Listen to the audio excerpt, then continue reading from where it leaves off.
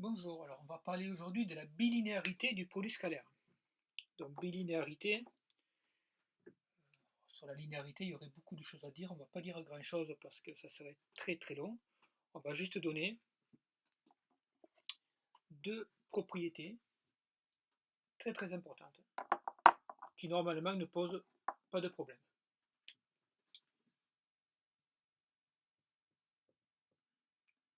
Quel que soit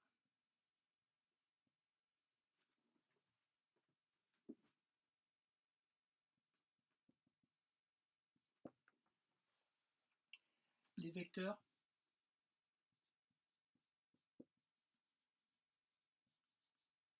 U, V, W et le nombre réel qu'on va appeler lambda, on a deux propriétés très importantes. U, le vecteur U plus V scalaire W, c'est égal à U scalaire W plus V scalaire W. Donc le produit scalaire, ce n'est pas une multiplication, mais on peut développer comme on a l'habitude de faire avec la multiplication. Et deuxième formule, lambda U scalaire V, ça c'est égal à lambda fois U scalaire V. Et c'est aussi égal à U scalaire lambda V. On a aussi la commutativité. Donc en gros, le truc qu'on peut dire,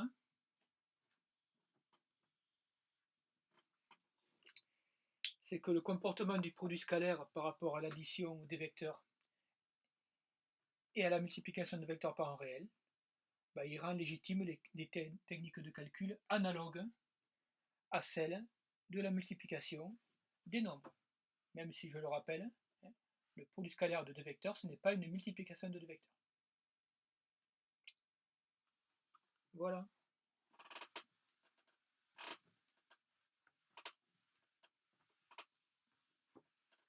Alors il faut toutefois faire bien attention à ce que l'on dit et bien décrypter les notations. Quand j'ai lambda U scalaire V égale lambda fois U scalaire V, là j'ai plein de choses un peu différentes qui se passent. Ici, lambda fois U, j'ai le produit d'un réel par un vecteur.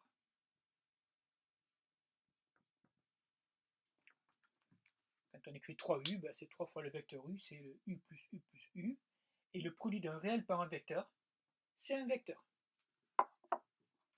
Et ici, qu'est-ce que j'ai ici? J'ai le produit de deux vecteurs. Et le produit de deux vecteurs, le produit scalaire, bien sûr, c'est un produit scalaire, le produit scalaire de deux vecteurs, ça donne quoi? Ça donne un nombre réel. Ici, de ce côté, dans ma parenthèse, j'ai un produit scalaire de deux vecteurs. Et ici, le signe fois, là j'ai un produit de deux réels. Et le résultat est évidemment un réel. Donc dans les deux cas, j'ai un réel, mais pas obtenu de la même façon. Ici j'ai réel multiplié par vecteur, c'est un vecteur. Produit scalaire de deux vecteurs, c'est un réel. Ici j'ai produit scalaire de deux vecteurs, c'est un réel. Produit de deux réels, c'est un réel. Alors on va voir quelques formules utiles, mais que, à titre personnel, je ne connais pas par cœur. J'essaye d'éviter d'apprendre par cœur des choses qu'on peut retrouver facilement. Et ces formules-là, on peut les retrouver de manière avec les égalités remarquables. Donc je vais pas vous les donner, je vais les démontrer et on entourera juste la réponse. Donc première formule, on va prendre U plus V et on va calculer un carré scalaire. U plus V carré scalaire, c'est égal à quoi? C'est égal à U carré scalaire plus V carré scalaire, et évidemment je n'oublie pas le double produit, plus 2 U scalaire V. On a vu dans le chapitre précédent que U plus V carré scalaire, c'était la norme de U plus V au carré. U carré scalaire, norme de U au carré. V carré scalaire, norme de V au carré. Donc plus 2 U scalaire V. Donc ça c'est une propriété. J'ai juste utilisé les égalités remarquables. Donc les techniques de calcul avec les vecteurs sont les mêmes qu'avec les réels. Et donc cette formule, elle me permet de donner une troisième, on pourrait dire définition, mais ce n'est pas une définition puisque nous c'est pas celle qu'on a choisie. Elle nous permet de donner une autre définition, une autre façon de calculer un produit scalaire. Comment je peux calculer le produit scalaire U par V? U scalaire V, c'est égal à 1 demi de norme de U plus V au carré moins norme de U carré moins norme de V carré. Donc cette définition, cette propriété, cette égalité, il faut l'avoir dans sa trousse à outils. Je vous ai dit, on va voir au moins 5 façons différentes de calculer un produit scalaire dans ce chapitre. Si dans un exercice on connaît la norme de U, si on connaît la norme de V, si on connaît la norme de U plus V, et qu'on vous demande de calculer le produit scalaire, c'est fini. On a juste à faire une application numérique. Donc formule 1, à connaître, pas par cœur, mais à savoir retrouver, c'est très très rapide. Deuxième formule,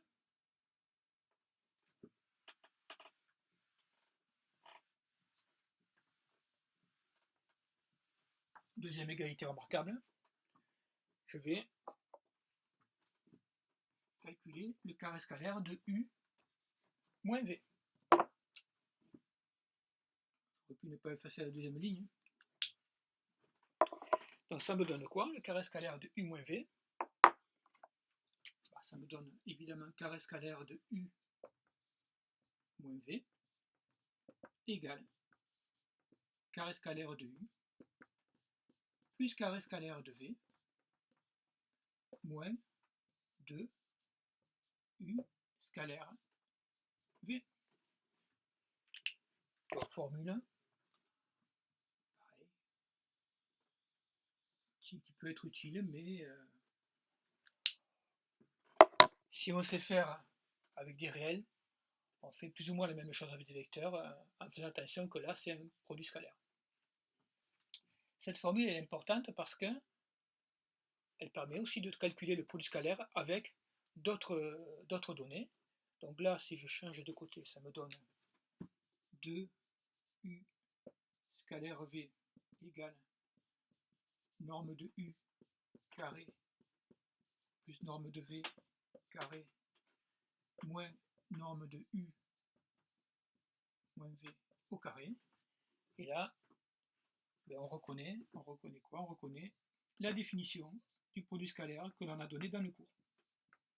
1 demi de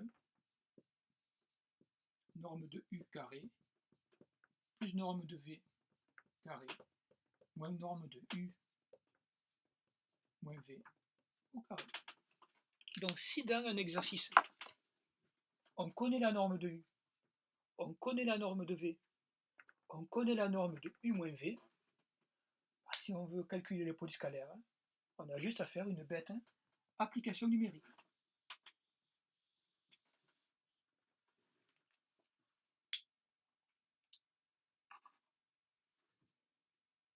Et troisième formule,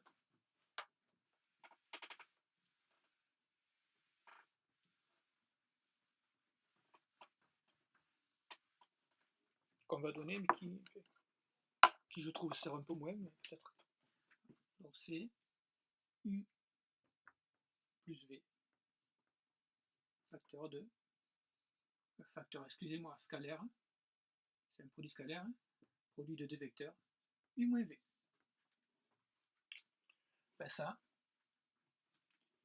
c'est égal à U carré scalaire moins V carré scalaire. Et ça, c'est égal à norme de U au carré moins norme de V au carré. Alors, une première application de ces formules, bah, ça va être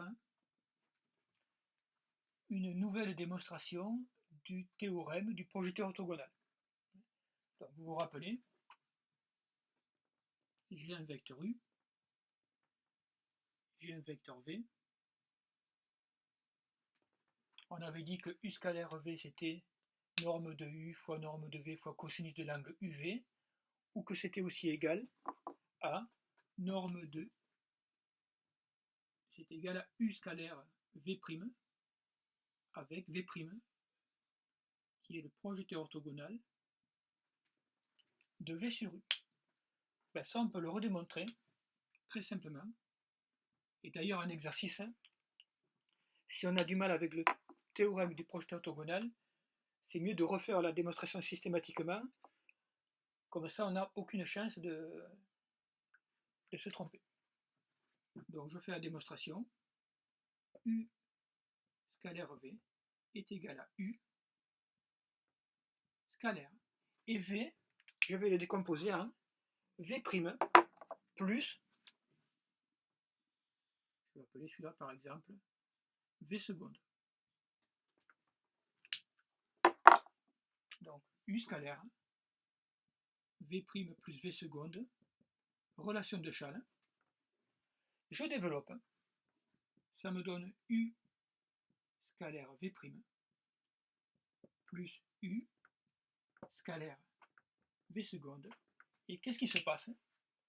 U et V seconde étant orthogonaux par définition, puisqu'on a construit un projeté orthogonal, ça, c'est égal à 0. Pourquoi?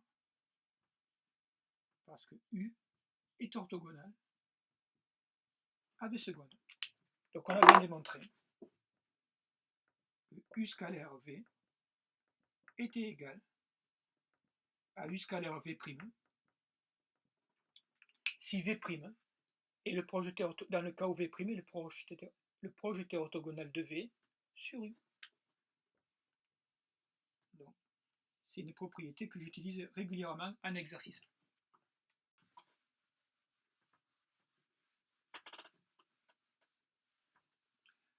Alors, ces propriétés, on les utilise très très souvent lorsqu'on a des produits scalaires à calculer dans des figures un peu géométriques avec des angles droits. Je vais prendre un exemple, ça va être plus parlant.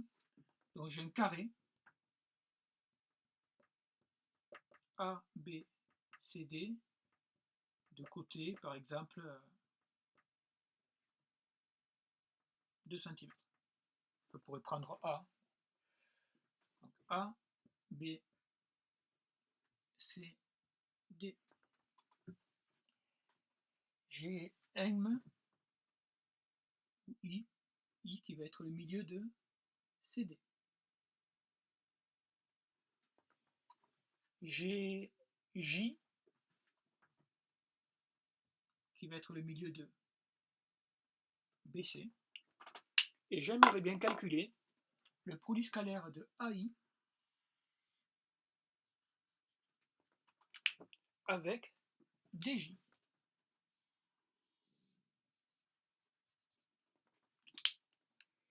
Ben là, je vais décomposer mes vecteurs suivant des directions orthogonales. Donc je vais dire que AI scalaire DJ égale. Donc AI, je vais dire que c'est AD plus DI. Je pourrais dire que c'est AB plus BC plus CI, ça marcherait pareil. Je vais au plus simple, AI, c'est AD plus DI. Et je vais faire le produit scalaire de cette somme par DJ. Bah, DJ, ça va être DC plus CJ. Et là, je vais faire ce que je sais faire normalement depuis la 4e, c'est-à-dire développer un double produit. Donc ça me donne AD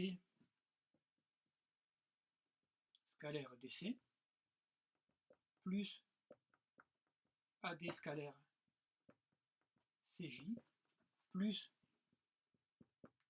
DI scalaire DC plus DI scalaire CJ. Et là, je vais avoir des choses qui vont s'annuler.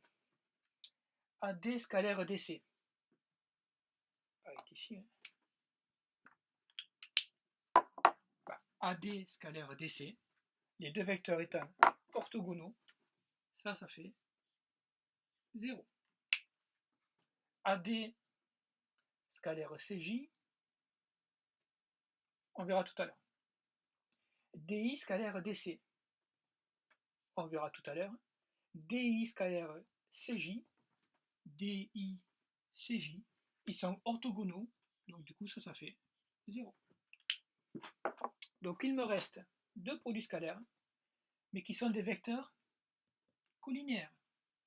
AD et CJ, je vais les dessiner, AD et CJ sont collinéaires de sens contraire. Donc ça me donne, je vais très lentement, moins norme de AD fois norme de CJ. Ça fait moins 2 fois 1. DI scalaire DC, DI scalaire DC, ce sont deux vecteurs qui sont collinéaires, mais de même sens. Donc ça va être plus norme de DI fois norme de DC. Donc plus 1 fois 2, ça me donne moins 2 plus 2, ça me donne 0.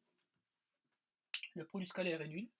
Je peux donc en conclure que cet angle est un angle droit.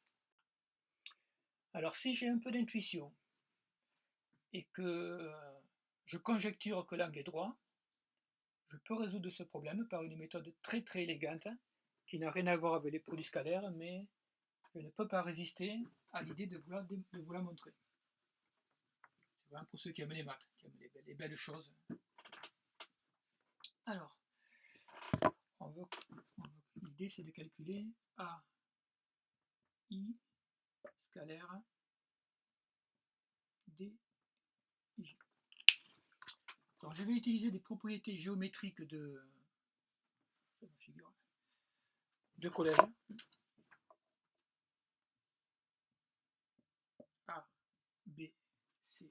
D, et là j'ai I et J. Donc en collège, on sait que dans un carré, les diagonales se coupent en leur milieu. O est centre de symétrie, et les diagonales sont des axes de symétrie.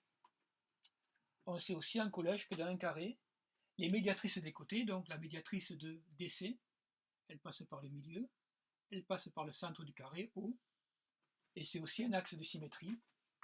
Même chose ici. Et là, j'ai des angles de 45 degrés ou de 90 si je les groupe par deux. On va appeler ça O. Ben, je vais dire, hein, considérons la rotation de centre O et d'angle, donc 90 degrés dans le sens des aiguilles d'une montre, c'est-à-dire moins pi sur 2. 90 c'est pi sur 2, sens des aiguilles d'une montre, sens négatif, donc moins pi sur 2. Donc je vais dire, voilà, j'ai une rotation de centre O et d'angle moins pi sur 2. Et je vais regarder, qu'est-ce qui se passe par cette rotation? Ben, le point A, qu'est-ce qu'il devient, le point A? Sachant que là, il y a un angle droit, le point A, si je fais tourner de 90 degrés, il devient le point D. Donc le point A devient le point D. Je vais regarder qu'est-ce qui se passe pour le point I. Sachant que là, il y a un angle droit, le point I, si je le fais tourner de 90 degrés, qu'est-ce qui se passe? Le point I, il devient le point J. Donc on a montré que la droite AI devenait la droite DJ. Et donc si la droite AI devient la droite DJ par une rotation d'angle 90 degrés en valeur absolue, par suite, la droite AI, elle est évidemment perpendiculaire à la droite DJ, et donc le produit scalaire de AI et de DJ, il est évidemment nul, comme on l'a montré tout à l'heure.